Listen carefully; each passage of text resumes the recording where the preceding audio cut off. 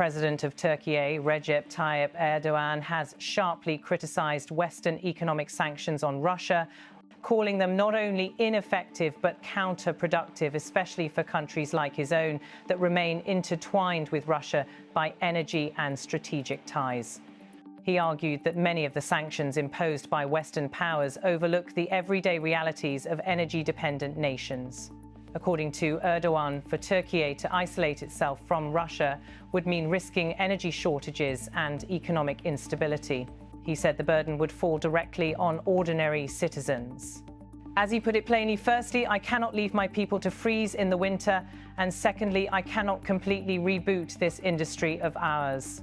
Erdoğan's remarks come amid continuing international pressure to tighten the economic vice on Moscow, pressure aimed at starving Russia's war machine and forcing political concessions. But Ankara has often pushed back, insisting that sanctions aimed at penalizing Russia should not automatically punish other countries whose economies depend significantly on Russian energy exports.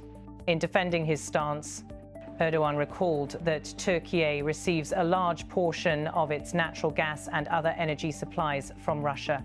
Cutting off those supplies, he argued, would threaten not just industry, but the welfare of millions of Turkish households during the winter months. He warned that such a move would be irresponsible and negligent given Turkey's energy dependency. Those words reveal a leader acutely aware of the trade-offs between moral high ground and domestic stability. Erdoğan emphasized that Turkey's refusal to join many Western sanctions does not imply unqualified support for all of Moscow's policies, especially regarding the ongoing war in Ukraine. Rather, he frames Ankara's approach as one of balance, maintaining relations with both Ukraine and Russia, keeping diplomatic channels open while avoiding entanglement in sanctions that could backfire at home. He argued repeatedly that blanket sanctions serve only to delay and possibly worsen the underlying geopolitical problems. As Turkey's spokesperson once put it, Western sanctions may give an appearance of pressure, but they do not address the strategic concerns Moscow claims to have, especially fears over NATO's expansion. Erdoğan's position has long been that these concerns must be listened to and understood if lasting stability is to be achieved. At the same time, Turkey has not closed the door entirely on cooperation with Ukraine, notably contributing in 2022 to a grain export deal designed to ease a global food crisis triggered by the war. In public statements, Erdoğan has held that such humanitarian diplomacy efforts matter and that Ankara remains committed to wielding its influence in ways that could de-escalate the conflict. This dual approach, a mix of pragmatism and mediation, defines Ankara's foreign policy under Erdoğan, refusing wholesale black and white alignment, insisting on preserving national economic and energy security, while occasionally acting as a broker between warring sides. Under the weight of sanctions, the trade between Turkey and Russia has taken a hit. Official statistics show that exports from Turkey to Russia dropped by over a quarter in the first quarter of 2024 compared with the previous year. That decline reflects both the impact of Western sanctions on Russia, which reduced demand and supply chain flows, and a cautious recalibration by Turkish businesses. Despite this slump, energy imports have remained substantial, giving Ankara little choice but to avoid sweeping restrictions. Ankara's economic strategy recognizes that, while trade with Russia may shrink, cutting off energy ties entirely would threaten domestic industry, undermine public welfare, and reignite inflationary pressure, a recipe for political instability. For Erdoğan, tolerating some economic pain from reduced trade is preferable to risking a broader energy and economic crisis. Thus, his resistance to sanctions is not ideological solidarity with Moscow, but a realpolitik calculation rooted in Turkey's energy dependence and domestic socio-economic needs. Internationally, Turkey has drawn attention for its unique role, a NATO member that refuses to join certain sanctions, yet offers to host and mediate talks between Russia and Ukraine. Over the years, Ankara has leveraged this position to push for negotiated settlements, hosting trilateral meetings, mediating prisoner exchanges, and backing grain export transparency. Erdoğan believes that sanctions alone cannot resolve what he calls strategic cleavages between Russia and the West, especially when those cleavages involve security concerns around NATO's expansion and fears in Moscow about encirclement. He has argued that these fears deserve to be acknowledged rather than dismissed, lest sanctions merely fuel further confrontation. For Turkey, the diplomatic play makes sense. Remaining engaged with both sides preserves its leverage. By positioning itself as a broker, Ankara keeps open the possibility of shaping outcomes, not just responding to them. In Erdoğan's words, sanctions should not be the first and only tool. He also insists that Turkey's decisions are not about siding with one camp over another, but protecting its national interests, energy security, and economic stability. That balance, he says, determines Turkish foreign policy.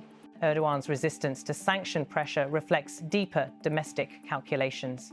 Turkey's energy infrastructure, especially natural gas supplies and long-standing agreements with Russian firms, remains fragile. Sudden disruption could result in shortages, price hikes, and public discontent. In addition, the broader industrial sector remains reliant on smooth energy flows. Ankara fears that a disruption could hit vulnerable sectors hardest and spark unrest. Given this, Erdoğan has consistently framed sanctions against Russia as an external demand that ignores the realities faced by non-Western countries, especially those dependent on Russian energy. The underlying message is clear. Sanctions risk punishing ordinary citizens for geopolitical disputes they had no hand in. Erdoğan positions himself as the defender of those citizens, a calculated move that resonates domestically. Despite growing tensions in the Russia-Ukraine war, Turkey hasn't abandoned diplomacy. As of November 2025, Erdoğan reportedly planned to call Russian President Vladimir Putin to press for the revival of the grain export corridor via the Black Sea, a deal that had previously helped avert a global food crisis. This comeback attempt indicates that Ankara still sees value in its role as mediator. For Erdoğan, the grain corridor isn't just a humanitarian gesture, it's a demonstration that engagement, not isolation, can yield tangible results. He seems to believe that while sanctions may offer short-term pressure, long-term stability requires negotiation, and in that strategic window lies Turkey's influence. But critics argue that this balancing act increasingly strains Ankara's credibility. Russia doubts full loyalty. The West treats Turkey's non-participation in sanctions with suspicion. Ukraine alarms over Ankara's continued economic ties with Moscow. As the war persists, Turkey's tightrope act becomes ever more difficult to sustain. Erdoğan's public challenge to Western sanctions carries weight beyond Turkey's borders. For many emerging and developing countries, it offers a template, a way to reject binary alignments, assert national interests, and preserve economic stability. In a global environment defined by geopolitical rivalry, Ankara is effectively resisting what it sees as a Western monopoly over economic coercion. By refusing to rubber-stamp sanctions, it signals that energy dependency and regional security concerns cannot be treated lightly. His stance triggers a broader question. Are blanket sanctions, often painted as moral high ground, truly effective if they incentivize countries to circumvent them, shift trade flows, or double down on neutrality? Erdoğan's words suggest the answer is no.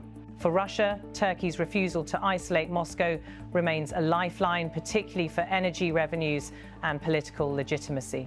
For Ukraine and the West, this complicates efforts to isolate Russia economically and exert pressure.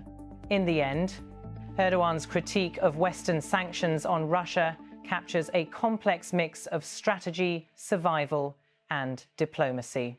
It reflects Turkey's tight energy dependencies, its economic vulnerabilities, and its desire to remain relevant internationally as a mediator.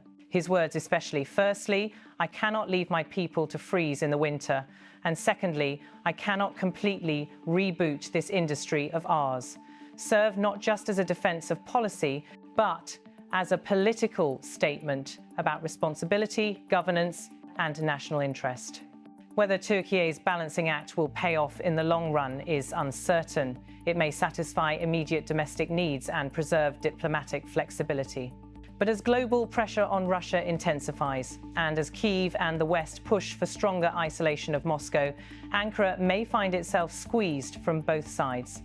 For now, though, Erdoğan seems ready to defend his non-alignment, pitching it not as siding with Russia, but as standing up for Turkey. And in a world increasingly drawn into binary alliances, that position is rare and outwardly resolute.